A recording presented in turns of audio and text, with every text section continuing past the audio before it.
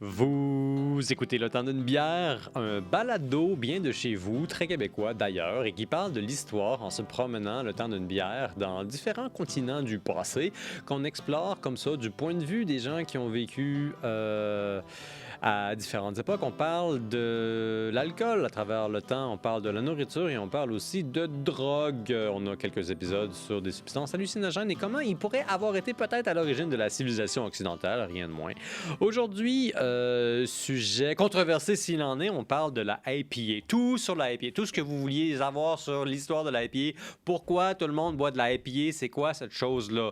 Cet épisode est une présentation de la Petite Frette Aylmer. La Petite Frette Aylmer, pour ceux qui ne le savent pas, c'est un peu une institution de conseil de bière pour ceux qui aiment, qui connaissent et qui n'aiment pas et qui connaissent pas la bière, parce que vous arrivez là-bas et vous rencontrez des gens de bien, sous la personne de Yvon, qui est nul autre que mon invité aujourd'hui pour le temps d'une bière. Et ces gens-là vont vous conseiller pour que vous ayez la meilleure expérience brassicole que vous puissiez avoir dans une place où on achète de la bière. C'est une institution, c'est un endroit où est-ce qu'il y a des gens en bonne compagnie qui vous conseillent dans la direction où est-ce que vous voulez aller si vous voulez essayer de la bonne bière artisanale, bien québécoise, de par chez vous, dans votre province. Donc, allez les voir, ils vont vous parler amplement et généreusement de toutes sortes de choses qui ont rapport avec ce que vous voulez boire ce soir-là. Ceci étant dit, retour à un sujet capital s'il en est avec mon acolyte Yvon Binette, qui est copropriétaire à la Petite Frette Aylmer. Il faut le dire, on parle bien de la Petite Frette Aylmer qui est dans les galeries Aylmer ici à Gatineau. Yvon, grosse question pour toi. La IPA, oui, ça vient d'où? Ça vient de l'Angleterre. Donc, ça vient pas de l'Inde. Ça vient pas de l'Inde. Je me disais aussi que c'était un mythe. Manique, si tu décortiques les mots, c'est India Pale Ale. Uh-huh. Tout le monde dit c'est de la bière indienne. Je suis comme non, pas du tout. C'est aucun rapport. Non, pas aucun rapport. Ça a un léger rapport, mais quand tu le décortiques, tu vois que ça vient de plus loin ou de plus proche là, versus d'où est-ce qu'on est dans le monde. Donc, en fait, oui, la IPA, tout le monde, ou bien pas tout le monde. Je recommence. On connaît l'histoire, et beaucoup de gens connaissent l'histoire populaire de la IPA, qui serait en fait une bière qui aurait été inventée pour traverser le voyage qui va de l'Angleterre jusqu'à l'Inde pendant l'époque de la colonisation de l'Angleterre avec les colonies, dont à Bombay, dans des endroits comme ça. Donc, ce qu'on appelle le Raj britannique, là, qui a duré au moins 150 ans peut-être. Environ, facilement. Il était très, très, très présent. Il y avait un bon esprit de commerce à cette époque-là. Ouais. Donc, c'est ça. Fait que le but de la IPA, c'était de mettre plus de houblon et de mettre plus d'alcool dans la bière pour qu'ils puissent faire le voyage de 4 mois de l'Angleterre à l'Inde sans que la bière tourne. Et finalement, les soldats en Inde ont adoré ça. Puis quand ils sont revenus à la maison, ils voulaient continuer à boire de ce délicieux nectar. Et c'est de là que découlerait la bière. Que découlerait la IPA. Donc, c'est une très, très belle histoire, sauf que c'est un mythe complètement d'un bord à l'autre. Je dirais que cette histoire-là a juste servi à populariser le style plus que en créer un nouveau. Parce que quand on lit sur l'histoire de la bière, même le principe lui-même de faire des bières plus fortes et bien houblonnées date d'avant l'exportation vers les Indes. C'est même... En fait, je lisais un livre, je t'en ai déjà parlé, mais le livre, c'est The London and the Country Brewer. C'est un livre de 1734 que c'est ma nouvelle Bible, que j'adore lire en vieil anglais. C'était à peine si je parlais anglais il y a quelques années, puis maintenant je lis comme... Quoi de mieux que pour se désaltérer l'esprit que de lire un livre sur la bière écrit en vieil anglais, très difficile à déchiffrer, qui va inévitablement te donner un mal de tête. Ah oui, c'est qu'est-ce qui est le fun en anglais? Les mesures quantitatives anglaises. Même aujourd'hui, c'est un running gag que les Anglais vont utiliser n'importe quoi sauf le système métrique. À cette époque-là, le système métrique n'existait même pas. Donc, on avait des termes, ça, je voulais t'en parler parce que je trouvais ça vraiment très, très drôle. On connaît tous le terme d'un barrel, un baril. Ouais. Oui. Donc, si je te parle d'un hogshead, excusez mon anglais, est-ce que ça te dit quelque chose? Je sais pas c'est quoi un hog, mais je sais c'est quoi un head. Ouais. Puis un butt. B-U-T-T? Ouais. Ça réfère à un type de bière qu'il y a dans le baril et ou au baril. Oui. En fait, c'est 3 appellations de baril. Fait que c'est des grosseurs de barils. Puis ça m'a pris quelques pages pour comprendre que quand il me disait du butt beer, c'était pas de la bière de derrière. C'était pas de la bière de derrière, non. Non, c'était de la bière en très gros barils, donc de la bière de 500 litres plus ou moins. C'était pas non plus une bière vue de derrière. Non, c'est exactement. C'était dans tous les sens une bière. C'est un format. C'était. Tu sais qu'en vieux français, bière, ça veut dire cercueil aussi. Ah, non. Ça n'a aucun rapport. J'aime donc bien ça. Et on dit le mot bière pour dire cercueil. Oh, je sais pas ça, ma Je blonde, pense on va l'utiliser. je pense plus que c'est vraiment en usage, là, mais Non? il y a un moment dans l'histoire où en France, on disait bière pour dire cercueil. C'est donc bien magique, ça. Mhm. Mais ça, c'est une vieille pratique. Hein? Souvent, on confond le conteneur pour le contenu. Tu bois pas une bouteille. Tu prends pas une bouteille de vin. Tu prends le vin qui est dans la bouteille. Ouais. Mais on fait des choses comme ça partout dans le monde, là, à travers l'histoire. On confond l'un pour l'autre. Ah, des appellations qui sont devenues des... Ben, C'est un peu comme une India Pale Ale en Angleterre. Ben, une stout. Une stout, c'est une force. Tu sais, quand on boit de la Ouais, stout, c'est on une dit... porteur qui est forte maintenant. C'est exactement ça. Ouais. Ça voulait juste... C'est de l'argot pour dire que Ouais. c'était une bière qui était plus puissante. Donc, ouais, c'est ça. Revenons à notre IPA. À notre fameux mythe, là, parce qu'apparemment, tu as déboulonné ça. Là. C'est Ok. pas. Regarde, j'étais pas là. J'ai fait des recherches. Ouais. Est-ce que je détiens la vérité? Je ne crois pas que je l'ai à 100%. Par contre, j'en ai une petite partie. C'est ça. Tu as au moins la note de passage. Oui, parce que même si on disait que c'était pour traverser l'océan et tout, il y a des déclarations des capitaines de bateaux et tout qui, même avant la ruée vers l'Inde, Mhm. Oh, wow. et oui, avant la ruée vers l'Inde, il y avait déjà de la bière qui transportait sur des très très longs voyages, puis qui se gardait des petits barils juste pour eux autres, pour pouvoir célébrer à l'anglaise quand ils allaient arriver à destination. Puis il y avait un capitaine que j'avais son truc, faudrait que je le l'ai dans mes notes. Tantôt, Si je tu le trouverai trouves pas, on va l'appeler Mathieu Sinclair. Puis 8 autres noms de famille imprononçables. Oh, j'aime Dans ça. la plus pure tradition des noblesses anglaises. C'est exactement ça.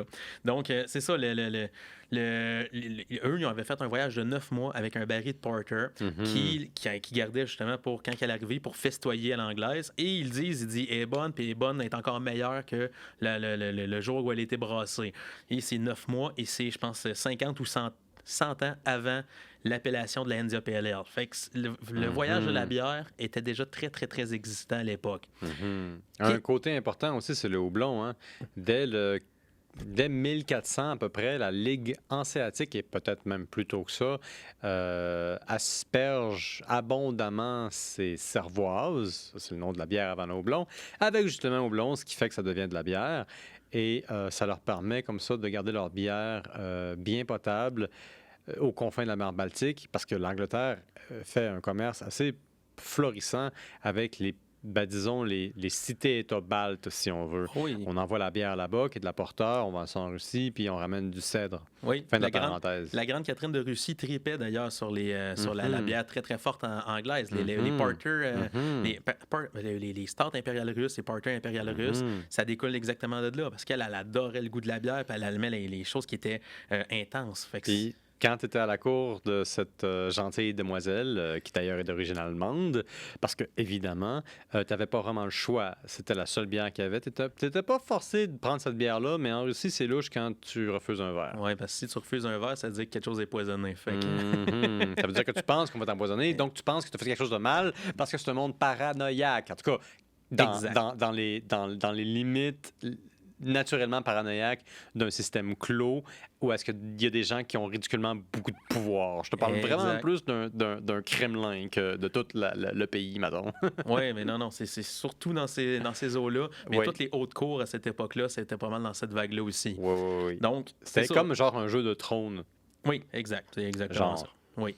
Donc, la bière était déjà faite pour vieillir. Puis il y avait déjà il y avait beaucoup de techniques qui étaient déjà utilisées pour faire des voyages en bateau qui étaient très longs et qui pouvaient traverser comme dans le temps et l'histoire, même que quand on parlait, on s'est déjà parlé de la bière d'octobre, qui était déjà de la bière qui faisait vieillir. Puis dans mes recherches, je suis tombé sur une façon de faire de la bière de garde et puis qui était très, très bien détaillée, qui date de 1734 dans mon livre en anglais génial, et qui explique comment faire de la bière. Et la recette qu'il donne est littéralement une technique encore utilisée aujourd'hui pour faire de l'IPA.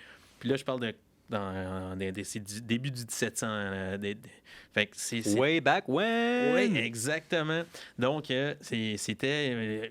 Ce qu'il faisait, c'est qu'il faisait son mou, il le faisait bouillir, mais pendant au moins. Il le faisait bouillir très longtemps pour concentrer les sucres, faire monter l'alcool, mais il mettait du houblon quasiment à toutes les 20 minutes, 30 minutes, pendant 1 à 2 heures, ce qui faisait qu'il y avait une bière qui était très, très, très.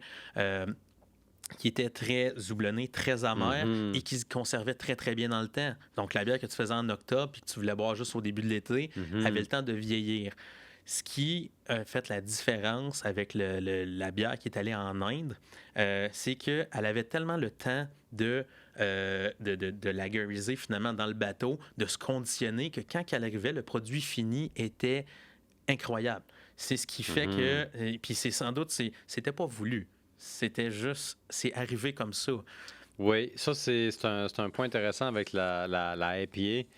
On pense des fois, à tort, qu'on a spécifiquement fait une bière pour l'India Pale Ale. Dans les faits, on a pris les bières anglaises qu'on faisait à l'époque, puis on a bu celles qui étaient bonnes, puis qui avaient survécu au voyage. That's it. Oui, puis en plus, ça, c'est... on parle de l'India Pale Ale, qui est comme... C'était vraiment le style, comme tu dis, qu'on s'imagine que ça a été créé pour ça. C'est plus un jeu du hasard. C'est quelqu'un qui avait une brasserie proche du port, qui s'est fait acheter un brassin complet. Ça l'a donné que c'était... je ne vais pas me tromper. C'était la brasserie de Oxon. Oui. Oui, Oxon. Hogson. C'est ça. Oui. Fait que lui, ils ont acheté justement un brassin parce qu'il était proche de la Tamise. Fait que ça donnait qu'il était qu'il était exactement sur la route des voyageurs. Fait qu'il avait pas besoin de passer par Londres, il faisait juste ramasser sa cargaison et il partait faire le voyage. On parlait de la Russie un petit peu plus tôt. Date importante pour la IPA, 1823. Les choses s'enveniment entre la Russie et l'Angleterre parce que il y a un contrat, le petit monsieur Oxon. Le petit monsieur Oxon exportait. Il n'était pas le seul. Il y avait des compagnies anglaises qui exportaient prioritairement à la Russie. Il y avait déjà un commerce florissant d'exportation de bière. Or, en 1823, monsieur Oxon, ainsi que d'autres, ils vont perdre leur contrat avec la Russie. Ils se retrouvent avec plein de bières. Faut que cette bière-là aille quelque part. Quel genre de bière est-ce qu'on envoyait en Russie?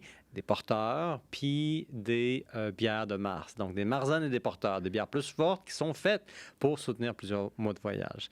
C'est un peu un point de départ.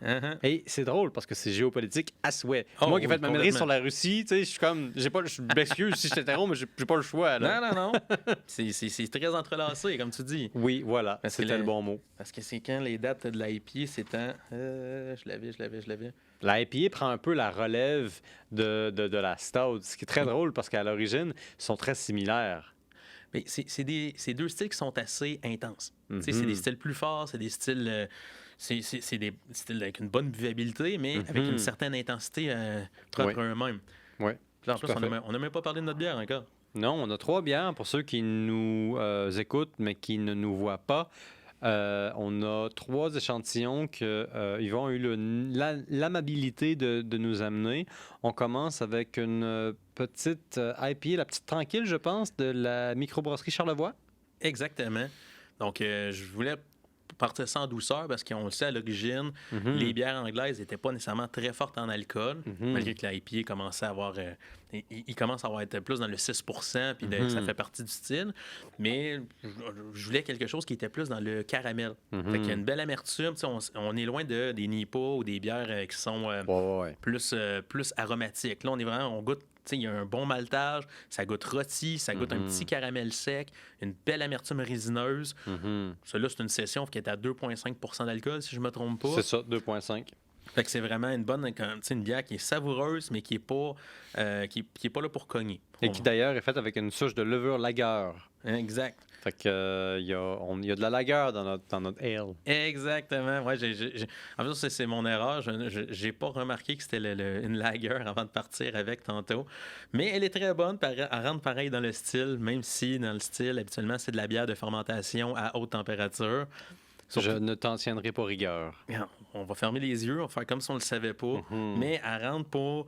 Je voulais quelque chose qui fait goûter sensiblement ce que tu aurais pu goûter à l'époque en 1800. je trouvais que ça, c'était outre le taux d'alcool, la saveur était là. Fait que, puis tu le goûtes, un bon petit houblon résineux qui traîne à la fin, puis mais ça reste une bonne bière de soif. Ça, c'est un excellent point qui nous permet de bien mettre la IPA en contexte historique et socio-économique. C'est que la IPA, à la base, c'est une variation sur les bières anglaises qu'on faisait à l'époque, qui étaient des bières qu'on voulait garder, qu'on faisait vieillir. Et un ingrédient clé, évidemment, c'est le plus haut volume d'alcool. Donc, c'est des bières qui peuvent aller chercher 5-6 %. Déjà, 5 % à l'époque, c'est considéré comme étant de la grosse bière, si on veut. Et puis, ensuite, c'est une bière qui est plus houblonnée dans un pays où on est encore en train de se remettre du traumatisme que l'importation du houblon de Hollande a causé. Pour la petite histoire, la bière, essentiellement, c'est de la cervoise avec du houblon. Puis ça, la distinction est beaucoup plus claire et importante en anglais. En français, quand on dit bière, on sait que c'est une boisson à base de céréales puis qu'il y a du houblon. Mais le houblon devient systématiquement utilisé au 16e siècle. Ça fait depuis très longtemps qu'on faisait de la bière. Comment est-ce qu'on appelle cette bière-là? De la cervoise. Les Anglais, quand ils voient le houblon arriver à cause des immigrants flamands, commencent à appeler ça de la boisson alien, de la boisson étrangère, la boisson des immigrants. On chiale contre les immigrants en Angleterre en 1600 en disant qu'ils boivent de la bière. On chiale contre la bière en disant que c'est la boisson des immigrants. Donc encore en 1800, il y a certains vieux de la vieille, si on veut, qui vont parler de ça comme étant la boisson des Hollandais. Oui, puis en plus, en Angleterre, il y a nous, on s'entend aujourd'hui, tu parles de la ale, c'est automatiquement une bière de fermentation haute.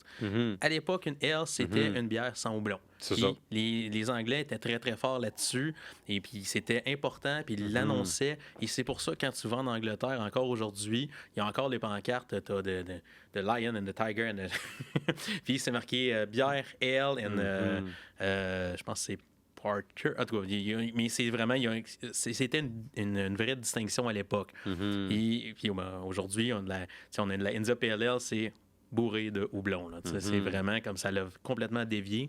Puis la Ale, ça n'a plus vraiment rapport avec une bière sans houblon. Loin de là, c'est vraiment rendu un style de fermentation. Qui n'est pas justement une lager comme ce qu'on est en train de boire. Ouais. Fait que là, on est en train de tricher par rapport à notre prémisse. Un petit Mais peu. revenons-en justement à notre long voyage vers l'Inde. Puis, quand est-ce que ça commence à pogner, ça, la IPA? Est-ce que ça pogne vraiment en Inde ou ça aussi, c'est un mythe? apparemment que ça avait pogné. Ça, j'ai pas trouvé rien qui disait que ça ne marchait pas. Par contre, j'ai trouvé beaucoup de choses qui disaient que le style existait déjà en Angleterre puis était déjà bu. Donc, c'était des bières, puis on parlait de la Burton Ale un petit peu, qui était un peu de la pérémisse de ce qui était, tout ce qui était les ale qu'on connaît aujourd'hui, la Better. L'IP, finalement, c'était une Better, mais avec plus de puissance, plus de houblon. Qui était plus travaillé, on va dire. Parce qu'à ce moment-là, se développe aussi un nouveau genre de bière qui est la bitter. Fait que là, tu as la porter, qui est la bière universelle, qui va se transformer peu à peu en stout. Puis en même temps, à cause des nouvelles techniques de maltage, là, tu as de la bitter, puis tu as la IPA, basée sur, dans le fond, les quantités normales, plutôt les innovations apportées par la stout. Exactement. Puis aussi tout le principe de la révolution industrielle qui permettait aussi de pouvoir produire des plus grandes quantités de boissons. Parce que même à cette époque-là, la plupart des tavernes ou des pubs brassaient eux-mêmes leur bière jusqu'à ce que les plus gros arrivent et disent « Hey, je peux te vendre ma bière moins cher que ce que tu produis la tienne. » On est comme donné. Ben oui. Il y a des limites à se battre contre le progrès. Il y en a qui ont continué pendant longtemps à faire leur propre bière, mais c'est sûr que au niveau coût, si tu sauves du temps, de l'argent, puis que la bière est bonne en plus, parce qu'il commençait à vraiment avoir une amélioration technique qui était flagrante, donc finalement, les bières ont commencé de plus en plus à prendre de la place puis d'avoir un impact dans les pubs.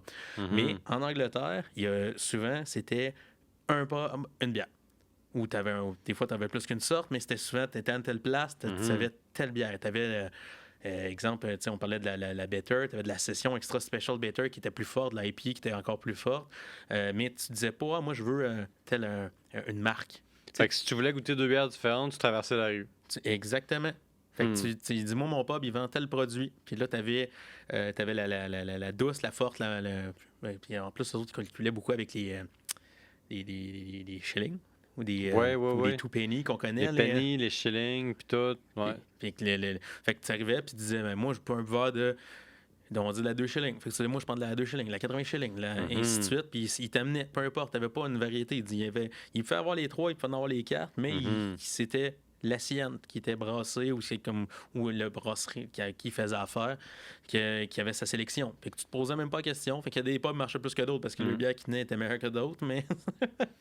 Ça me rappelle tout ça en sautant un peu de la IPA à la IPA, ce qui est ma façon de métaphoriquement dire du coq à l'âne. Il y a un autre mythe sur la IPA que je sais pas si tu connais, qui est dans les années 1810, 20 ou 30, à peu près. Je m'en donne large, là, je sais. Il y a eu une espèce de naufrage. Il y a une cargaison de navire qui s'est échoué sur le littoral, genre pas trop loin de Londres. Là. Puis il y aurait eu des IPA là-dedans qui auraient été trouvés. Et puis les gens auraient goûté à ça. Puis ils se seraient dit, mon Dieu, c'est donc bien bon, on en veut ici en Angleterre. Puis ce mythe-là, il n'y a aucun sens parce que c'est le voyage qui donnait son goût à la IPA. Fait que si le navire a fait naufrage avec sa cargaison avant de partir, ça pouvait pas être ça. Ça pouvait pas être ça. Puis en plus, oui, je connais ce mythe-là, mais en plus, les gens qui ont étudié le mythe en disant est-ce que c'est vraiment de là que ça vient, au lieu que ça soit le chemin des Indes, ou c'est comme le bateau. Il y a des gens qui disaient c'est le bateau appartenait à la East India Company, fait que c'est pour ça que l'avion viendrait de là.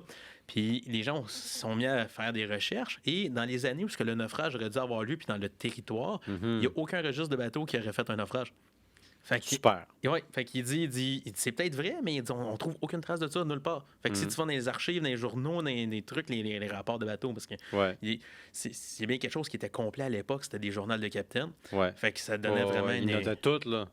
Mais exact, tout, c'est du matin au soir, qu'est-ce qui est arrivé, pourquoi c'est arrivé, qu'est-ce qu'ils ont croisé, où ce qu'ils ont croisé. Le journal du capitaine, c'était le Facebook du temps. Tu savais exactement ce qu'il y avait eu sur ton bateau du début à la fin, d'un bord à l'autre. Là. Fait que finalement, ils n'ont jamais retrouvé de traces de ça. Fait que ça reste encore une fois dans la mythe de l'IPA, où ce qui est comme personne n'est capable de vraiment dire où est-ce que ça c'est sorti. Mais une chose qui semble être vraie avec l'IPA, c'est l'importance historiquement capitale de Burton sur Trent. Oui. Qu'est-ce que c'est Burton sur Trent? Parle-moi du Trent, parle-moi de Burton. Mais Burton, c'était une ville qui a été reconnue finalement pour son eau. Parce que l'eau de Burton était très minérale.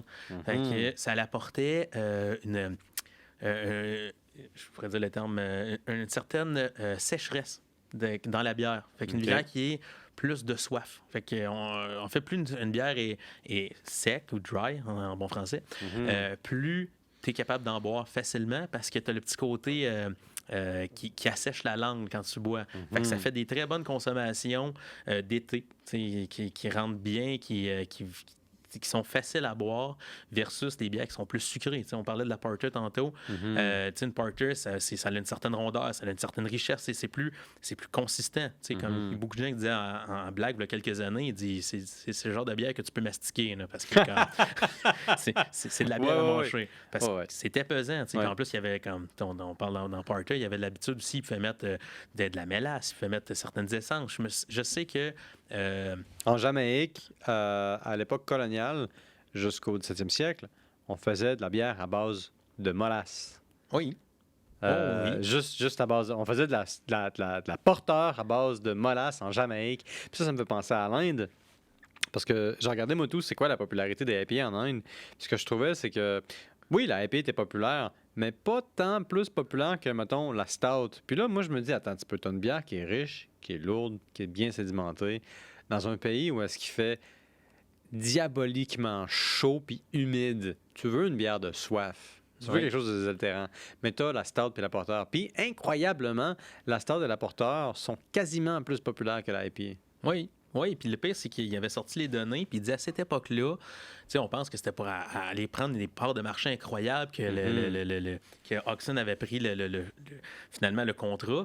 Mais quand tu regardes, c'était quoi les parts de marché? Il dit que c'était même pas 10% des parts de marché qu'il y avait en Inde. Il n'y avait pas tant de buveurs de bière que ça. Il y en avait, mais il dit il faisait son profit et de beaucoup en Angleterre directement. Il n'y avait pas récemment besoin de l'exporter. Fait que, il y avait un contrat, lui, il passait de la bière, il était bien content, mais les parts de marché étaient minimes versus qu'est-ce que comme l'histoire de nous donne l'impression qu'il y avait comme que le monde se battait pour de l'IPA en Inde. Mhm. C'est vraiment comme... C'est un mythe qui a été construit à cause de la popularité de la IPA, mais après le coup, après les faits.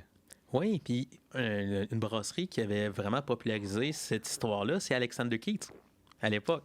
Ah oui? Oui, ça faisait... C'est une brasserie canadienne, ça, non? Oui, Halifax. Ouais. Puis eux autres, c'était vraiment ça. Ils avaient vraiment popularisé le style, disant que c'était pour ça que c'était arrivé, le voyage en mer et tout. Puis, mais finalement, quand le voyage en mer, ça correspond bien avec une brasserie des maritimes. Exactement. Fait que ça passait bien. Fait que mais c'est ça l'a vraiment popularisé aussi l'histoire de l'IP en tant que telle, que c'est à cause des voyages en bateau. Fait que c'est ça, l'IP, t'en remonte loin. Puis, tu sais, on parlait de la Burton Ale. Puis, comme on s'est déjà jasé, la Burton Ale, aujourd'hui, tu essaies d'en trouver, il n'y en a pratiquement pas. Puis même, j'ai une application qui parle pour brasser de la bière. Puis souvent, tu as des références quand tu cherches un style pour pouvoir leur compiler et dire hey, je peux goûter à telle bière qui va être dans le bon style, qui va pouvoir je vais pouvoir m'enligner. Il y avait une bière qui est dans le Burton Ale, puis je pense que c'est une bière que tu retrouves juste en Angleterre. Puis j'étais comme oh, j'irai pas loin avec ça aujourd'hui. Ouais. Mais comme je disais, Burton Ale, ça a fait aussi, ça a été. C'est un style qui a été très populaire grâce à son eau, grâce à sa facile buvabilité, mais ça a découlé aussi la part des bières. On parlait des bières d'octobre, les bières de mars, toutes les bières qui étaient des bières de garde qui ont été mises en tonneau, qui étaient faites pour être vieillies longtemps. Puis même dans la méthode de brassage, comme je disais, ils mettaient déjà beaucoup de houblon. Fait que le fait de pouvoir les conditionner plus longtemps faisait en sorte que l'espèce d'amertume qui était...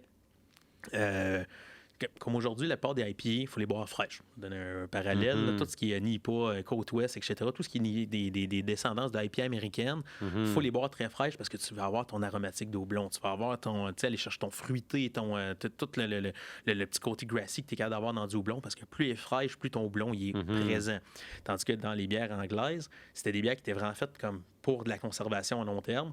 Donc, excusez-moi. À tes souhaits. Désolé.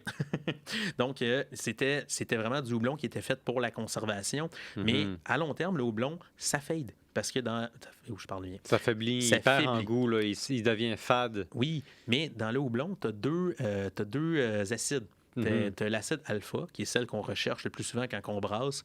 Ce que tu vas avoir, c'est là que tu as tout ton aromatique, tout ton.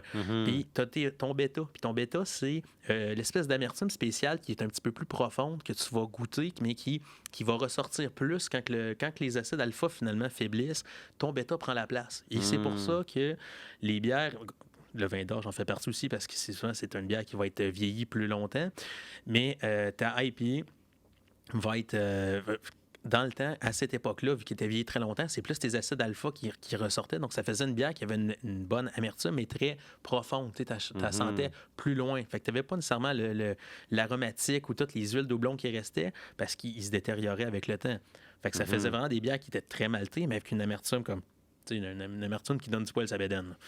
Qui donne du poids, OK. Oh, oui. Genre chargé aux stéroïdes. Oui, exactement. Écoute, il y a un chercheur américain qui a essayé de recréer non seulement une IPA de l'époque typique, mais qui a aussi essayé de répliquer ou plutôt d'émuler son vieillissement en barrique en faisant littéralement le voyage en bateau de l'Angleterre à l'Inde, donc en passant 2 fois l'équateur, puis en prenant plusieurs mois pour se rendre. Il a amené cette bière-là dans des barils qui étaient tout fraîchement sortis du bateau, puis il les a servis à boire dans une exposition, dans un événement spécial du type gala en Inde. Puis il a fait goûter ça à des gens. Les gens refusaient de croire que c'était de la bière. Sais-tu qu'est-ce qu'ils pensent que c'était? Les gens pensaient que c'était du champagne. Les gens... D'abord, les gens à qui on disait que c'était de la bière étaient outrés. Puis ceux à qui on disait rien disaient « Ah, je vais te prendre d'autres champagnes ». Ça, c'est une expérimentation qui a été faite. Ça ne veut pas dire que la IPA devenait du champagne, mais une des choses qui semble être arrivée, c'est que le mûrissement en mer répliquait ou plutôt accélérait le mûrissement normalement qui se serait passé en bouteille. Parce que à la base, on parle d'une Marzen. Hein? Oui. C'est une bière de garde, c'est une bière qui est faite pour vieillir. Exact. Puis on recommandait de la faire vieillir pendant à peu près 2 ans. Alors, tu passais l'équateur, tu faisais bouger.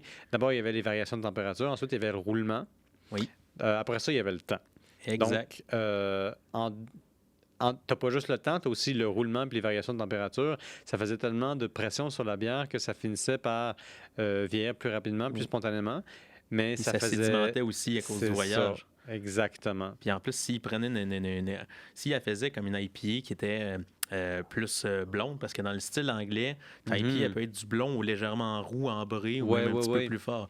Mais si à la base, tu en as une qui était vraiment axée sur le houblon, puis qui sédimentait, oui, tu peux avoir une bière qui ressemble à ça. Puis en plus, avec dans les barriques, souvent, tu avais de la levure sauvage. Fait que cette levure-là grugeait le reste de tes sucres. Donc, qu'est-ce que ça donnait? C'est que ça faisait que ta bière devenait encore plus dry, plus sèche. Fait que ça donnait en sorte que tu avais une bière qui était très, très, très... qui avait une buvabilité incroyable parce que même en ayant de l'amertume, ça devient très rafraîchissant, très frais. Dans les meilleurs champagnes que tu peux avoir, ou mousseux, souvent, tu as une espèce de petite acidité qui reste en fin de bouche à cause que les raisins de champagne, c'est des raisins qui ont quand même une très bonne acidité, qu'on dénote moins à cause à cause de l'effervescence. Fait que cet exemple-là du chercheur américain, pour toi, ça a beaucoup de sens. Ça a vraiment beaucoup de sens. Parce que moi, j'avais déjà fait dans le passé, avec un de mes amis, on est brasseurs amateurs aussi. Et on a fait nous, c'était une. OK, j'ai pas fait de voyage en bateau qu'une bière ni rien. Là. Je trouve ça cool comme truc, mais je n'irai pas jusque-là. Un jour. Je n'ai pas les moyens encore. Peut-être un Donne-toi jour. 15 ans. OK, fine. Dans 15 ans, je te reparle. Mais c'est ça, on avait fait, nous, une bitter, style anglaise, puis on brasse des 60 litres, puis vu qu'on est deux, on y manquait un keg, puis qu'on se disait, on en parlait, puis on disait, hey, j'ai une idée, on va se faire une bitter à l'ancienne, vieillie en barrique. Puis quand tu es brasseur à la maison, tu peux acheter des copeaux de bois, tu peux les faire tremper dans de l'alcool, après ça, les mettre dans ton mou. Puis ça te donne, vu que ta bière touche au copeau et tout, ça fait en sorte que ça te donne toute l'aromatique que si tu l'avais mis dans une vraie barrique. Ah, ouais. Fait que c'est comme tricher sur la barrique. Oui. Tous les avantages, aucun des inconvénients. Les inconvénients, c'est la pompe. Des fois, tu as des petits morceaux de bois qui jamment dans la pompe. Ah, oui, ça, c'est moins le fun. C'est moins le fun. C'est plus dur à laver. Ouais. Mais c'est ça. Puis on a rajouté de la levure sauvage dedans. Puis je te parlais tantôt des Old Ale qui faisaient bien dans des barriques puis qui donnaient un petit côté fruité. Mais c'est exactement ce genre de levure-là qu'on a utilisé. Fait que ça donnait une bitter qui était à 6 % après sa refermentation avec la levure sauvage, qui était super facile à boire, qui avait justement un petit côté vineux bois à cause des copeaux de chêne, et que ça donnait... puis était super fraîche, on avait fait des grosses bouteilles, puis on les a laissées justement vieillir. Fait qu'on les a bu comme à temps perdu au cours de l'année pendant pratiquement 1 an. Puis la dernière qu'on a bu l'année d'après était incroyable.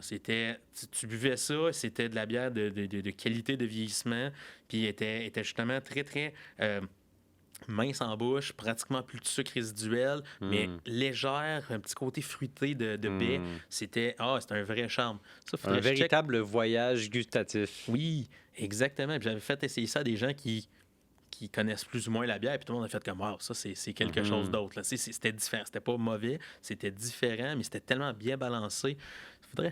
J'en parle, puis je suis en train de me demander, j'en ai pas une de cachée dans mon sous-sol encore. J'ai l'impression qu'il y a quelque chose ici. Pas nécessairement anguille sous roche, mais définitivement IPA sous souvenir. Oh oui. On parlait un petit peu on parlait de plusieurs choses. On parlait de l'association entre la IPA puis le stout, parce que les origines sont assez similaires, sont assez floues. Il y a beaucoup de légendes, comme il y a beaucoup de légendes avec le stout aussi.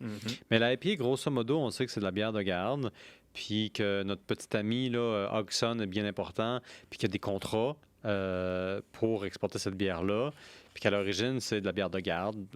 Mais aussi, là, on dirait que se développe beaucoup plus la IPA en Angleterre pour le marché anglais, dans la région de Burton. Puis Burton se trouve dans un endroit géologiquement intéressant.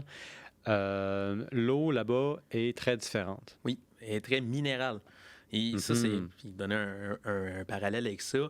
C'est exactement le contraire de l'eau qu'ils ont en Tchécoslovaquie, en République tchèque maintenant. En Tchéquie. Maintenant, on dit Tchéquie. La Tchéquie. Je pense qu'il y a une dizaine d'années, là, on a remplacé la République tchèque par la Tchéquie. Ah oui? Oh, bon. En tout cas, nominalement. C'est parfait. Ben, la Tchéquie ou la ville de Pilsner qui ont une eau très, très, très claire. Fait que ça, c'était parfait pour faire de la bière qui était excessivement douce, qui se boit bien, pas de minéralité, que ça goûte vraiment la céréale, versus la Burton, qui est une eau qui était très, très, très minérale. Puis ça, j'avais déjà fait de l'imitation d'eau de Burton.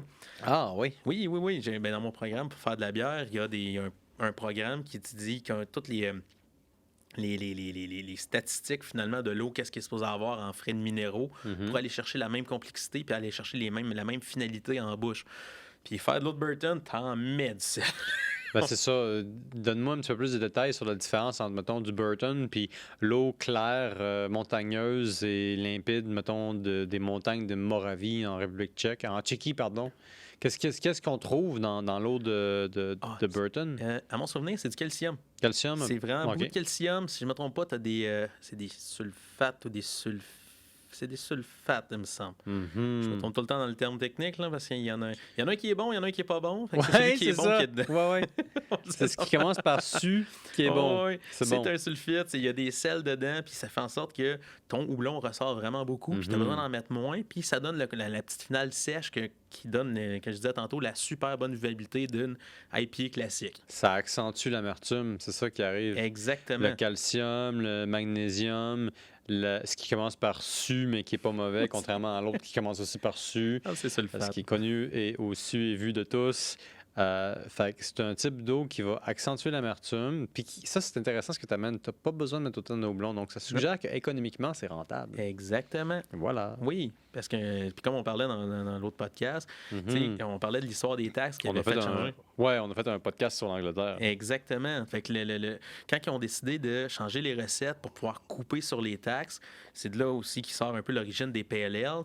C'est qu'ils se sont rendus compte qu'ils pouvaient faire de la bière avec moins de grains en utilisant plus de grains qui étaient blonds, qui étaient moins rôtis, qui allaient chercher une plus grande quantité de sucre, ce qui faisait que la bière était plus belle, était plus claire, était plus... tu sais, ça avait une notoriété plus grande. Visuellement parlant, était plus sexy. On va dire ça comme ça.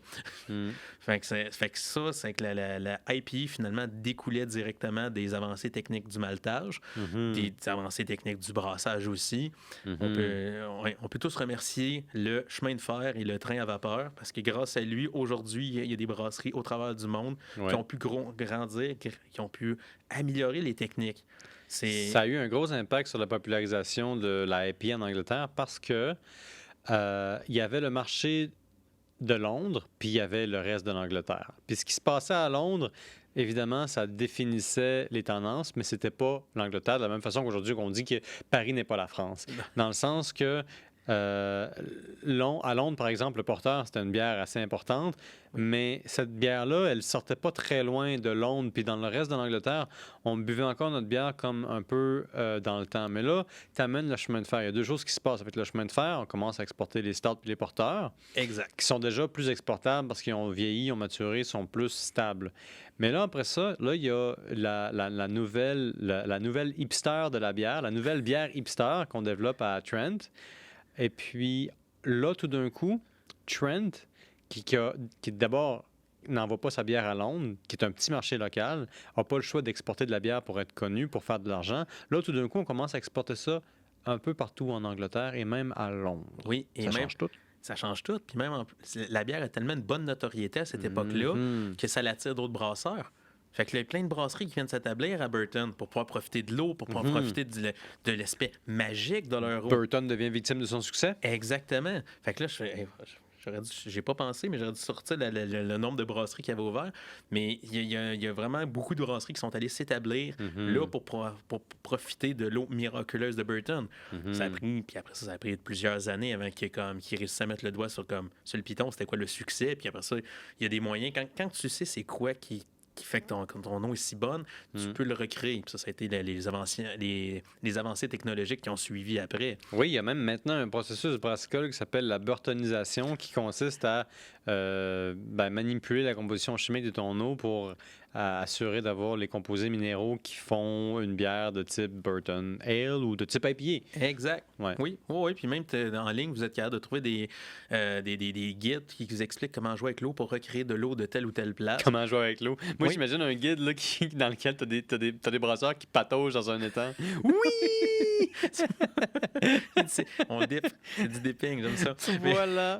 Mais non. Génial. Mais le pire, c'est que on y pense pas comme nécessairement en premier. Je te dis, c'est quoi l'ingrédient numéro 1 de la bière? De l'eau. C'est de l'eau. Je veux dire, ça dépend de la perspective. Hein? Eau, céréales, levure. Exact. Et aussi du houblon, mais tu peux faire une boisson à base de céréales qui est nourrissante sans houblon. Oh, oui, oui. C'est juste que tu ne la garderas pas longtemps parce que c'est le meilleur préservatif qu'il y a. Mais sais-tu, jusqu'en 1700 quelque chose en Angleterre, on utilisait aussi de l'armoise comme amérisant. De l'armoise. Oui, c'est une plante. OK. Tu sais, le houblon, c'est un amérisant. La raison Ouais. pour laquelle ça marche pour conserver la bière, c'est parce que c'est très amer. Ouais. Pourquoi c'est amer? Parce que ça vient d'une plante qui utilise un composé chimique X pour se défendre contre les microbes, les insectes, puis bien des affaires. Quand c'est amer, en général, c'est un mécanisme de défense. Oui, mais ça, tu sais pourquoi que ça sert de... Tu sais, à l'apéro, on boit de la bière. Des fois, oui. Des fois. Je suis curieux d'où est-ce que tu t'en vas Ouais, avec ça. mais à l'apéro, on boit de la bière, puis la plupart des boissons apéritives sont amères. Parce que la façon que ton corps marche, c'est que dans le temps, l'amertume, ça voulait dire c'était souvent signe de poison.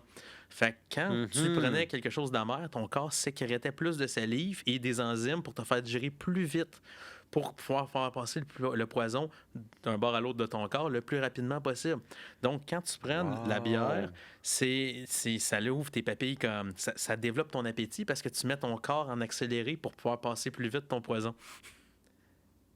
Écoute, il faut que je digère ça. Là. C'est quand je même m'attendais cool. pas à ça. C'est fou raide. Oui. C'est fou à quel point le corps est intelligent. Oui. Oh, Et c'est une belle dire qu'on machine. le bombarde avec des doses substantielles d'alcool à plusieurs fois par semaine. Oh, ça pourrait être pire. Imagine le café à cette heure. Le café aussi, café. c'est mauvais pour le corps. Je te dirais non. Parce que l'alcool, c'est littéralement du poison, ça tue des bactéries. Oui. C'est fait pour. Je te dirais que oui, mais le café, c'est... L'abus de café est pas bon pour le corps, comme après l'abus de n'importe quoi dans la vie. Mais si tu regardes les chiffres, la drogue la plus populaire sur Terre dans le moment, c'est la caféine. Les gens ne pensent pas, mais la caféine, c'est très addictif. C'est très... c'est ma seule raison de vivre le matin, mais... moi, je suis ce type de personne-là. Je suis tout le temps en train de me demander s'il est trop tôt pour de la bière ou trop tard pour du café. Eh ben, t'es comme coincé en deux extrêmes tout le temps. Ouais. Trouve ton centre, jardine, fais comme moi. Trouve ta paix dans les petites plantes et les petites choses. Sortir le pouce vert. Voilà, sors ton pouce vert plutôt que ta bière. Il y a le journaliste / écrivain américain Michael Pollan qui a écrit sur les drogues, sur la psilocybine, sur le fait, dans le fond, des plantes sur le cerveau. Il est fascinant. Puis lui, il a fait l'expérience 3 mois sans café. 3 mois sans café, c'est tout ce que tu peux imaginer. C'est toutes les frustrations que tu as le matin quand tu n'es pas capable de te concentrer parce que tu es encore littéralement un zombie, parce que tu es encore dans l'état semi-comateux dans lequel tu sors de ton lit sans direction claire de ton corps caféiné. Puis après 3 mois, évidemment, là, tu fais ton sevrage, puis tu atteins une espèce de clarté. En tout cas, lui, c'est ce qui est arrivé. Il a atteint une espèce de clarté dans laquelle, tu sais, sa vie avait juste plus de fluidité, si on veut. Oui. Et puis, ça donne envie d'essayer qu'est-ce qui se passe dans une vie dans laquelle il n'y a ni alcool, ni café. Moi, à un moment donné, j'étais sur les antibiotiques, puis c'était écrit en grosses lettres, ne prenez pas de café ou d'alcool là-dedans. Fait que pendant 2 semaines, en plus, je travaillais à l'époque dans un restaurant. Hey boy. Dieu est son âme parce qu'ils m'ont vu dans cette semaine-là. C'est ce qu'on appelle un défi. Ah oui, parce que comme dans toute bonne cuisine, tout le monde a un défaut. Là. Puis si c'est pas l'alcoolisme, le café, la gomme ou le tabac, tu fonctionnes pas dans un restaurant. T'sais, tout le monde a comme... t'as besoin de quelque chose de te calmer. Ouais. Fait que ça a pris 2 semaines avant que je reboive du café. Ça a pris 4 jours de mal de tête parce que je suis vraiment une personne qui boit beaucoup de café dans la vie. Puis c'est là que je me suis rendu compte à quel point que j'étais accro de cette substance. Puis c'est là que j'ai vu à quel point je peux être productif puis faire le monde laver des murs quand j'ai manqué de caféine.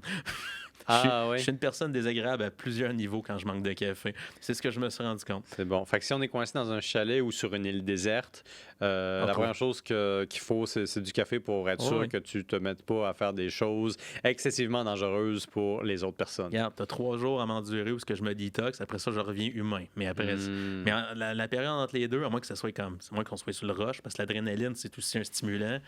On devrait être pas si pire. Faut juste pas que ça arrive du jour au lendemain puis que j'ai rien à faire pour m'occuper parce que sinon, c'est pas beau à voir. Je te dirais que je suis vaguement rassuré puis en même temps vaguement inquiet. Je suis des deux côtés de la clôture en ce moment. Donc, mon équilibre est très précaire. Regarde, on va essayer de pas se perdre sur une île déserte. Ça devrait être pas pire. Vu la longueur de notre tangente, revenons un peu à notre cher IPA, qui est victime de son succès parce que la place où on fait le plus de IPA, qui est Burton sur le 30, Trent. Quel drôle de nom. Moi, je pense à un triton quand j'entends ça. Ouais. Moi, je pense tout le temps de la mode. C'est Trent. C'est Trenty. C'est Ouais. Trenty. Ah, toutes les ouais, fois, la j'entends IPA, ça, c'est je suis Trenty. comme... Ouais, toutes les fois, je suis comme, oui, c'est une C'est mode, pas c'est un pire, trend. ça. Je suis comme- Ça a même pris un temps, comme je lisais les affaires, puis je suis comme, oui, je sais que c'était à la mode, là, lâche-moi. À un moment donné, je suis comme, ah non, c'est vraiment le nom de la place. Je suis comme, oh, OK. Ah oui, ben Ouais. écoute, pourquoi pas. Donc, beaucoup de brasseries s'installent.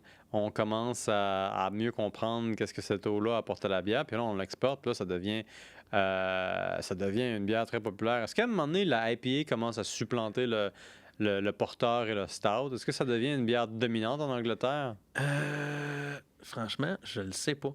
Parce qu'à un moment donné, d'arriver avec la guerre, les taux d'alcool de la bière diminuent, donc la IP, finalement, comme devient un petit peu chose du passé. Fait que je dirais que je pourrais pas te répondre si ça a vraiment pris la place. Je sais qu'à un moment donné, c'était une grosse mode, parce que oui, c'était plus populaire, mais ça n'a pas été une mode qui a fait vraiment longtemps. Je pense que ça n'a pas eu l'envergure, disons, de la porter. Non, ou de La la porter stout. qui est devenue la bière universelle. Oui. Genre, en Irlande, on commençait à faire du porter parce qu'on n'avait pas le choix, parce que les porteurs de l'Angleterre, de Londres, étaient trop bonnes. Donc, ça faisait comme une espèce d'effet de domino. C'était tellement bon qu'il fallait en faire partout. Or, on constate pas avec la IPA. Non, on dirait que ça a été comme saisonnier. c'est Ça a fait comme pouf, c'est le monde Comme une tripait. saison à Londres. Exact. Puis à un moment donné, Ouais. quand t'en entends quasiment plus parler, il y en a Ouais. encore, puis tu sais, le monde en boive, mais pas avec le même hype comme tu dis, de la stout ou de la porter. Puis éventuellement, ben, là, ça s'éteint un petit peu avec l'avènement des bières blondes, avec les. Et, je parle entre les guerres, on dirait qu'il y a beaucoup de brasseries qui ont finalement qui ont fermé pour plusieurs raisons. Entre la première et la deuxième guerre mondiale. Ouais. Exactement. Tu sais, puis même un peu avant, mais à partir de 1900, il y a beaucoup de brasseries qui finissent par disparaître. Il y a beaucoup de styles qui finissent par disparaître. Il y a beaucoup de. Fait que on dirait que ça s'est comme un peu perdu dans le temps. Puis ça a comme renoué avec le monde dans les années fin 70. Avec la révolution brassicole américaine. Parce qu'à un moment donné, c'était vraiment comme. C'était perdu. Il y avait encore des PLL, il y avait encore de la bière anglaise, de la better. Mais on dirait qu'il n'y a pas de hype sur la chose, là, à part les puristes anglais qui continuent à boire le bière qu'ils buvaient toujours. Puis même encore jusqu'aux années 70, c'était une des rares places sur Terre, l'Angleterre, qui avait encore pas de système réfrigéré pour les pubs ou la bière. Il y en a encore, puis même il y a beaucoup de places en Angleterre. Tu vas là-bas, ils te servent de la bière à la pompe manuelle, qui est une pompe à... Comment tu appelles ça? Pas à pression, mais à... J'essaie de t'aider, je travaille fort, mais j'ai Ouais. aucune idée. C'est des... Moi, j'imagine du bois partout, puis quelqu'un qui te regarde, puis qui est pas vraiment content que tu sois là. Je sais pas si ça aide. Est-ce que ça aide? À moitié. Je me sens pas vraiment utile en ce moment. mais c'est ça, c'est des pompes à bras. C'est des pompes ça. à gravité. C'est le C'est ça que bras. je cherchais. Ah oui, c'est ça. Ouais. Fait que c'est des pompes puis il y en a encore aujourd'hui, c'est des pompes à gravité. Ils n'ont pas de système de pression, de fût de CO2 comme qu'on a. Mais il y en a plus aujourd'hui, Ouais, on parce que c'est s'entend. pas des bières carbonatées, hein? Non. Il y a pas de En fait, il y a pas ce système-là n'est pas présent dans l'air. Exactement. Tu sais, Ouais. comme si tu as déjà bu un casque, des fois, ils faisaient des soirées casques dans les bars, Ouais. dans les pubs ou les bars. Puis c'est de la bière qu'ils mettaient du sucre, ils mettaient du houblon dedans, ça repartait ta fermentation juste un petit peu, tu te Ouais. coulais ça de façon à gravité, puis tu buvais ta bière qui était comme pratiquement flat, mais et tiède. Parce que respecter le style, il faut que ça soit tiède. Mais attends un peu, là. Je suis en train de réaliser quelque chose. Oh. Tu es en train de me dire que la IPA est disparue pendant quasiment un siècle. Fin de siècle, 19e, la IPA qui a été ni plus ni moins qu'une saison dans la vie d'un Ouais. brasseur londonien. Sitôt arrivé, sitôt parti. Elle a vraisemblablement pas eu la notoriété à son époque qu'on lui prête aujourd'hui historiquement avec nos exagérations et nos mythes. Donc, dans les années 70, il y a le début d'une contre-réaction, si on veut, aux bières commerciales en Angleterre. Dans les années 80, aux États-Unis, c'est l'avènement des microbrasseries. Et c'est là que, mystérieusement, surprise, la IPA est de retour. C'est pas la même IPA qu'on connaissait en Angleterre. Non, en fait, c'est plus l'IPA qu'on connaît aujourd'hui qui est vraiment populaire. Comme je te contais tantôt, j'ai essayé de trouver de la IPA style anglaise dans ma boutique et je suis arrivé avec des trucs qui s'en rapprochent mais qui n'en sont pas parce que c'est pas un style qu'on voit beaucoup. Comme j'adore la IPA anglaise pour son côté plus terreux, un petit peu plus résineux. Mais les modes, présentement, c'est plus les IPA, c'est l'américaine, beaucoup plus axé sur le pamplemousse, le piney, le fruit tropical. Il y a même les nouvelles IPA qui sont les IPA de Nouvelle-Zélande, qui sont encore plus axés sur le tropical. Les houblons de Nouvelle-Zélande donnent des goûts style le Sauvignon blanc, fruits tropicaux, un petit peu grassy. Fait que ça donne encore une IPA plus fraîche, moins lourde que des Nipa. Moi, j'adore ce style-là parce que t'es capable d'en prendre deux sans comme t'écraser. mais c'est ça, dans les années 70, c'est grâce à Carter, c'est le plus grand président américain d'après moi, c'est lui qui a réalisé... Ouais, c'est mon préféré de toute la guerre. Je me demande pas pourquoi. Mais... c'est vrai, tu me dis qu'il ne faut pas parler de politique. Non, Carter est important dans cette histoire. Carter a finalement relégalisé le brassage maison et le brassage artisanal. Ce qui a fait que beaucoup de brasseries américaines ont vu le jour. Et je trouve que ce que les Américains ont fait de mieux dans le dernier siècle, c'est bien de sortir des bons styles de bière et des nouveaux styles de bière.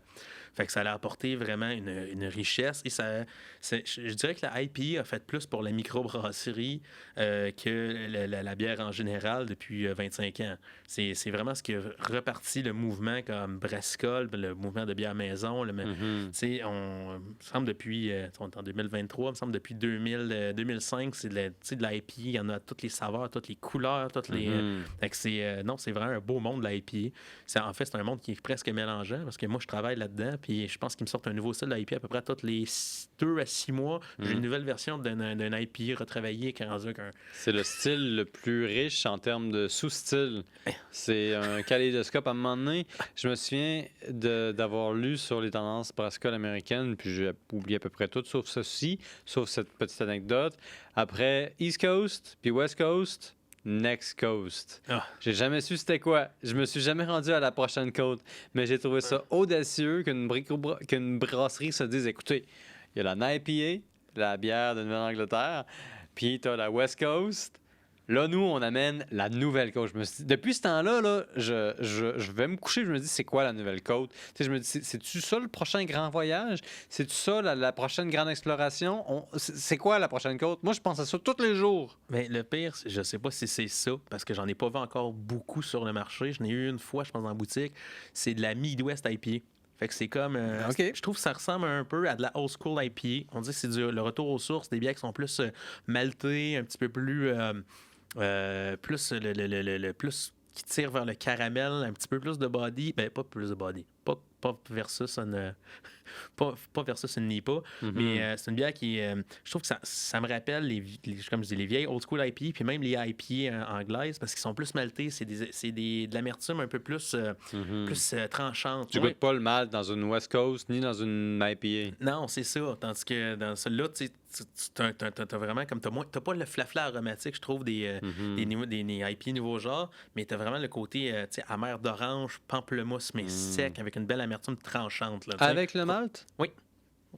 C'est pas mutuellement exclusif? Oh non. Moi, j'ai l'impression que ça fait un cocktail un peu trop garni. Non, même pas. Je te dirais que ça donne une bière de... Donner un exemple, là. Ça ressemble à une bitters, mais houblonnée. Oh, wow. Ah oui, c'est un beau projet. Ça sonne bien. Oui, c'est super bon. C'est une bière centriste, dans le fond. Oui. Ça, c'est pour les gens modérés. Oui, tu sais, je pense que les BU est environ de... Je crois que c'était 40 ou 45. Fait que c'est quasiment l'amertume d'une bitter puis d'une IPA, juste une petite coche de plus, mais pas autant qu'une double IPA, mais beaucoup plus qu'une Nipa. Mais avec le côté vraiment comme bien garni que le reste, avec pas trop sucré non plus, facile à boire, mais avec un bon petit goût maltais. Non, c'est ça, j'avais vraiment adoré comme IPA, puis je trouvais que ça ressemblait plus à un retour aux sources.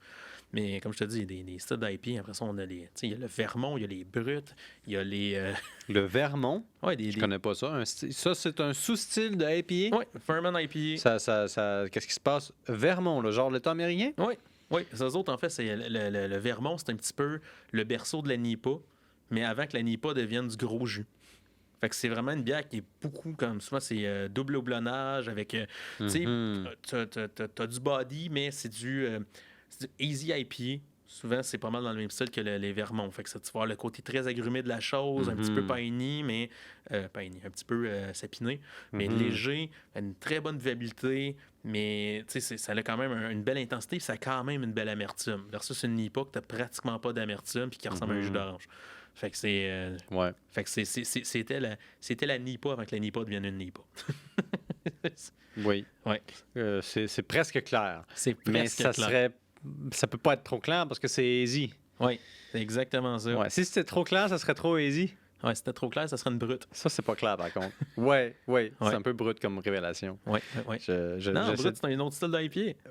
Oui. J'ai déjà eu une IPA brute. Juste une fois, j'étais dans Charlevoix. C'est quoi une IPA brute? C'est comme le houblon, semble-t-il, m'avait arraché un peu la gueule. Je te dirais que c'est un style que j'adore, mais que c'est un style qui est dur à faire. Une IPA brute, c'est vraiment... imagine du champagne de IPA. Fait que c'est une IPA qui est extra dry, extra clean, qui est très comme clair. Là. Tu Ok. vois, là, c'est du crystal clear. Tu vois au travers de ton verre de bière, c'est des bulles fines. Et ils vont mettre de la levure de champagne parce que la levure de champagne va aller chercher tous tes sucres. Fait que t'as pas de... C'est une C'est sec. C'est sec. C'est une très, très bonne vivabilité. La seule chose avec ça, c'est que si tu mets ton houblon trop vite dans ce genre de bière-là, vu qu'il n'y a pas de corps, ça peut facilement tomber sur une bière qui va être très acide, qui va te brûler un peu comme tu sais, à la boîte, puis tu sens l'alcool. Ou tu... Ouais. Fait que des fois, c'est des styles qui sont un petit peu plus dangereux. Si, maintenant, tu vas en goûter une très bonne, je vais l'emmener ce soir, mais à 10%, je me suis gardé des réserves. C'est bien qu'on se garde une petite gêne. Ben, c'est ça. Mais j'ai celle présentement de Gallicus qui en a fait une. 10%. Je vends ça à tout le monde comme étant du champagne de bière. Les gens en redemandent. C'est incroyable comment que cette bière-là est agréable. Tout est bien balancé dedans. Ça goûte pomme verte, pamplemousse, léger. Puis c'est un des plus beaux produits que j'ai sur mes tablettes, d'après moi. Là. Je suis en amour avec cette bière. Samy doit le savoir, je pense que je suis littéralement son plus grand vendeur de brut dans le territoire. On salue Samy de Gallicus. Oui. Bonjour, Samy. Dernière question pour toi par rapport au IPA. En quoi est-ce que le houblon américain se distingue dans le monde de l'IPA américaine par rapport au houblon qu'il y a en Angleterre? Oh, mais en fait... je dirais que la plus grosse différence, c'est très, très, très flagrant, un à côté de l'autre. Les houblons anglais sont beaucoup plus terreux, résineux. Tu vas avoir des notes un petit peu plus style amer d'orange, des notes plus herbacées, des notes très sapineuses. Tu sais, ça va goûter l'épinette, ça va goûter... Fait que ça fait des... Puis, on l'a vu tantôt, on a goûté de la better ensemble. C'est de la bière qui va être... Tu sais, tu goûtes le côté vraiment plus résineux de la chose.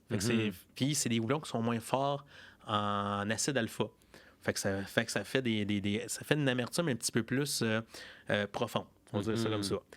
Houblon américain, là, on tombe dans l'incroyable. On tombe dans le houblon qui va goûter le pamplemousse, qui va être très, très, très, très aromatique, qui va aller chercher des notes des notes d'agrumes, des notes de fruits tropicaux, des notes très fruitées. Littéralement, c'est une explosion de fraîcheur. C'est sûr que aujourd'hui... C'est donc bien une belle envolée lyrique, ça. Oui. Une explosion de fraîcheur. C'est On dirait que tu littéralement ouvres ça. les portes du paradis floral et liquide du monde de Oui. la IPA, puis que tu dis à tout le monde, vous pouvez venir, vous êtes digne. Oui, puis ça, je remercie les États-Unis pour ça. Quand ils font quelque chose puis qu'ils sont fiers, ils le montent puis ils le boussent au coton. On connaît c'est leur façon de faire. Mais là-dessus, ils ont gagné le pari. Ils ont fait des IPA. Comme tu disais, du jour au lendemain, ils ont décidé, ils disaient, ce style-là était le fun à peu près en 1800. Ils disaient, on va faire notre version. Puis avec nos blonds, on va travailler notre terroir. Puis on va faire une explosion. Puis ça donne justement de la bière qui est aromatique, il y a une amertume comme, tu sais, juste dire, je pense que dans un houblon américain, tu as littéralement le double ou au triple d'acide alpha versus le houblon anglais. Fait que ça te donne des bières qui sont excessivement aromatiques, qui sont très, easy, c'est le mot que je parlais tantôt, là, ça va t'apporter beaucoup de, tu sais, le côté lime, citron, pamplemousse, trouble, puis oui, tout ça ensemble. Fait que j'aime beaucoup les bières de style, les IPA de style américaine, surtout les West Coast. Je suis un gros fan de West Coast. Ça rappelle un peu la géographie extraordinaire des États-Unis. Comme pays, sont un continent à part entière. Oui. Ils ont tous les climats. Ils ont les prairies qui occupent au moins un tiers de leurs États, qui sont des grandes plaines où est-ce que ça pousse bien. Ils font pousser beaucoup de choses. Après ça, il y a la Californie où est-ce que, mon Dieu, que ça pousse bien, ça pousse beaucoup le houblon. Et puis, ils ont plusieurs décennies d'expérimentation avec le houblon. J'étais au Mexique il n'y a pas très récemment. Puis, je parlais de la révolution microbrassicole là-bas. Puis, on me disait que ça avait commencé dans une petite ville côtière que personne ne connaît qui s'appelle Ensenada. Parce que c'est à la frontière américaine. Fait que ça coûtait pas cher d'importer des houblons des États-Unis qui venaient de la Californie. Parce que littéralement, la Californie, ça se prolonge au Mexique sous le nom de Baja California. Fait que tu passes la frontière, tu t'en vas t'acheter ton kit, tes céréales, ton malt, ton houblon. Puis là, tu t'en vas brasser. Fait qu'Ensenada, c'est comme la capitale mexicaine de la bière artisanale, mais c'est une petite place. Ils font un festival international. Ben, international. Ça attire du monde international, mais c'est un festival local. Puis ça a été le point d'accès principal au Mexique. Puis tu sais, on me disait là-bas, au Mexique, on fait pas pousser de houblon. Les conditions sont pas bonnes. Genre, le Mexique, c'est quand même gros comme pays. C'est pas le Canada aux États-Unis, mais c'est quand même énorme. Puis on fait pas pousser de houblon presque nulle part. Non, il est trop chaud ou trop sec. Il y a des parties du Mexique qui sont trop chaudes. Il y a des parties du Mexique qui reçoivent plus de pluie que Londres. La ville de Mexico, ça, personne sait ça, là, mais ben, je veux dire personne. Les gens dans la capitale du Mexique, Mexico Ciudad, ils le savent très bien. Durant leur été à eux, il y a beaucoup de pluie. Il pleut beaucoup. Pratiquement chaque jour. Il y a plus d'eau qui tombe durant l'été dans la capitale que dans toute l'année à Londres, en Angleterre. Wow. Puis c'est une place pluvieuse, là. Fait que ça pleut, là. Puis il y a des fois, ça inonde parce que, tu sais, c'est bâti sur un lac. Fait que l'eau, ça s'accumule, ça remonte. Des marais, puis C'est pas le fun, là. C'est un gros problème. Et puis c'est trempe, Londres, là. C'est pas... Ouais, Ils sont réputés pour être un pays pluvieux et gris, là. Ouais. Moi, j'ai visité par hasard en avril. Et puis, j'avais pas vraiment planifié mon affaire. Mes amis de la place m'ont dit, t'as choisi le meilleur mois de l'année. Parce que c'est chaud, mais c'est pas encore la saison des pluies.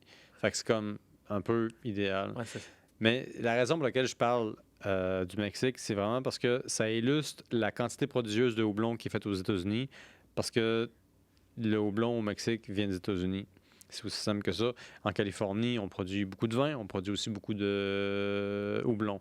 Le houblon, c'est capricieux. Oui. Ça demande énormément beaucoup de soleil, mais ça demande quand même un certain entretien. C'est fragile par rapport aux variations de température.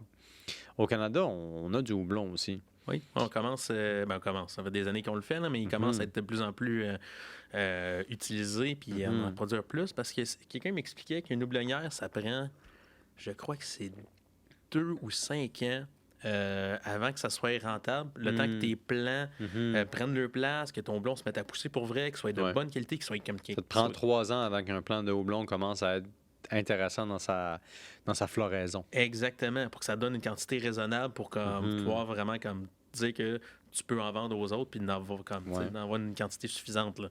Fait que, c'est ça. Si tu te pars pas une houblonnière en disant je vais faire de l'argent en première année, c'est pas ça. Là. C'est pas si différent d'acheter, mettons, une ferme avec des pommiers dessus. Un pommier, ben en tout cas, si les pommiers sont déjà là, ça va bien. Si tu plantes les pommiers, ça va te prendre 10 ans. Oui, mais même affaire pour le vin. Ouais. Le vin, là, quelqu'un m'expliquait que ça prend 3 à 5 ans avant que tu puisses avant que ton raisin, comme tes vignes soient rendues à bonne grandeur, il faut pendant tout ce temps-là, tu les aies entretenus, avant de pouvoir dire je récolte mes raisins puis que ça va me donner une vraie batch de vin qui va être complète puis qui va être bonne à la consommation. Ben, bonne. Les autres vont être bonnes à la consommation, mais qui va être bonne au goût. Il y a un peu de maturation qui doit se passer. Exactement. Puis c'est beaucoup, beaucoup d'entretien. Puis le pire, c'est que si X raison, tu as mal calculé ton terroir, tu as mal calculé si t'es pas ton raisin au bout de 3 ans, s'il n'est pas bon, mais il ne sera jamais. Fait qu'il faut que tu enlèves tes vignes puis tu recommences. Ouais. Fait que c'est à ce niveau-là, je dirais que c'est plus facile de faire de la bière que de faire du vin parce qu'au moins, ta bière, si ta batch n'est pas bonne, tu peux refaire ta recette comme la fois d'après puis la modifier. Ton vin, si ton raisin n'est pas bon... Tu as juste ton raisin, en fait. Ben, c'est ça. Ce qui amène des gens comme le biérologue Serge Noël de dire qu'il y a plus de richesse, si on veut, dans la bière que dans le vin. Il y a une plus grande diversité de palettes de goût dans la bière que dans le vin. Puis ça me ramène éperdument vers le sujet de la IPA, dont toi et moi, on avait, en tout cas, théoriquement, accepté de te parler pour la dernière bière. Si on arrête nos écartades, on va être capable d'en parler. Un jour, donne-nous juste 3 ans, là, hein? C'est un peu comme le houblon. Y a-tu... En fait, je pense à la levure utilisée par certains brasseurs que tu me disais qu'ils utilisaient de la levure de champagne Oui. pour faire des... Ah oui, des IPA bruts. Exact. Ça me rappelait une idée que j'ai maintenant perdue, mais maintenant que j'y pense, j'ai une question pour toi. Oui. Est-ce que la New England IPA est pas un peu un problème pour les brasseurs, que ce soit au Québec ou aux États-Unis? Voici pourquoi je te pose la question. Parce que ça suggère vraiment beaucoup de houblon. Puis le houblon, c'est cher. Mm-hmm. En partie parce qu'on importe la plupart du houblon. Moi, j'ai parlé à quelques brasseurs qui me disaient la New England IPA en particulier, ça demande une certaine préparation. Mm-hmm. Ça demande un certain équipement. Il faut vraiment garder ça frais. Il faut protéger la bière de toute oxygénation parce que sinon, ça va endommager le houblon qui va moins goûter. Et ça fait en sorte que les marges de profit sont très petites par rapport au reste de la bière. Fait Oui. moi, je pense au monde du brassage, là, à monsieur, madame, tout le monde qui veut lancer une microbrasserie ou qui l'a déjà fait. Ça doit être un peu une situation difficile parce que le marché exige de toi que tu fasses ça. Mais les retombées sont pas grandes. Non, en fait, Que je me trompe? Non, pas du tout. Surtout que littéralement, faire une batch de NIPA, c'est pratiquement c'est 5 à 10 fois plus de houblon que ce que tu ferais dans une autre bière classique. Fait que Ouais, 5 à 10 fois plus. C'est facilement. Ça dépend de ce que tu fais, ça dépend de ta Tabarouette. batch. Mais ça monte. Et puis en plus, c'est que pour avoir l'aromatique que tu as de ton houblon à ce point-là, c'est tout du houblon que tu mets à la fin ou presque parce que tu vas pas chercher d'amérisant. Habituellement, tu mets du houblon au début pour aller chercher de l'amertume. Dans le NIPA, tu n'as pas d'amertume. Tu veux juste tu veux littéralement. Tu veux ton jus de fruits avec de l'alcool. Exactement. Tu sais, que tu veux que ça soit le plus juicy possible. Puis, et oui, c'est des. C'est coûteux. Puis en plus, les céréales que tu mets dedans, c'est des céréales qui sont plus dures à fermenter. Fait qu'il faut t'en mettre plus pour aller chercher ton espèce de body très, très, très comme moelleux d'une NIPA versus une West Coast. Tu sais, une West Coast, tu mets du grain blond, tu mets du houblon, tu en mets beaucoup, mais tu vas chercher, tu as beaucoup de saveur qui vient aussi de ton amertume qui est très, très, très profonde dans une West Coast. Tu mets quand même du houblon à la fin parce que tu vas aller chercher quand même ton tropical, mais puis ton fruité, mais pas de la même façon qu'une NIPA. Une NIPA, c'est que tu as besoin de vraiment de beaucoup, beaucoup de houblon en finale. Et en plus, ce qu'ils font souvent dans des NIPA, pas nécessairement toutes les brasseries, mais c'est une technique qui est, tu mets du houblon dans le whirlpool, qui appelle en bon français, là, c'est quand ils font le refroidissage, ils amènent le mou à, si je ne me trompe pas, c'est 80 degrés Celsius. Puis ils tiennent à ce niveau-là pendant quelques heures de plus en mettant du houblon, parce que ton houblon à cette température-là va chercher toutes ces huiles, mais il ne va pas chercher... les huiles ne se désagrègent pas. Parce que quand le mou bouille, tu mets du houblon, ça brise tes huiles, tu perds quand même... tu perds des essences, tu perds l'aromatique. Ouais, ils sont super fragiles, hein? Exact. Tandis qu'à 80 Celsius, tu vas chercher toutes tes huiles sans les détruire. Fait que c'est très, très long comme procédé. C'est beaucoup plus long comme procédé de mettre du houblon. Ça coûte de l'énergie, ça coûte de l'électricité, exact. ça coûte de la main-d'œuvre, fait que c'est tout ça de ensemble. l'équipement aussi. Oui, parce qu'il faut que tu le fasses. Ouais. Il y en a, il y a Tu fais pas ça avec ton doigt. Non. Oh non. Non, puis tu peux le faire dans très longtemps. Il y a même des brasseries. Qui me contait ça? En tout cas, c'est une histoire qu'un de mes amis m'avait conté, qui avait lu dans un magazine spécialisé. Puis il y avait certaines brasseries qui pouvaient faire ça pendant quasiment 6 à 8 heures de temps, juste mettre du houblon dans le whirlpool pour aller chercher tous les arômes. Mais c'est ça. C'est pas mal plus long que faire un dry-up, qui est un houblage à la froid. Ça, c'est, je pense, un excellent résumé de l'histoire de la IPA. C'est pas mal plus long qu'un dry-up. La IPA, ça commence pas en Inde, ça commence en Angleterre. Oui. L'Inde est juste le prétexte pour faire des affaires.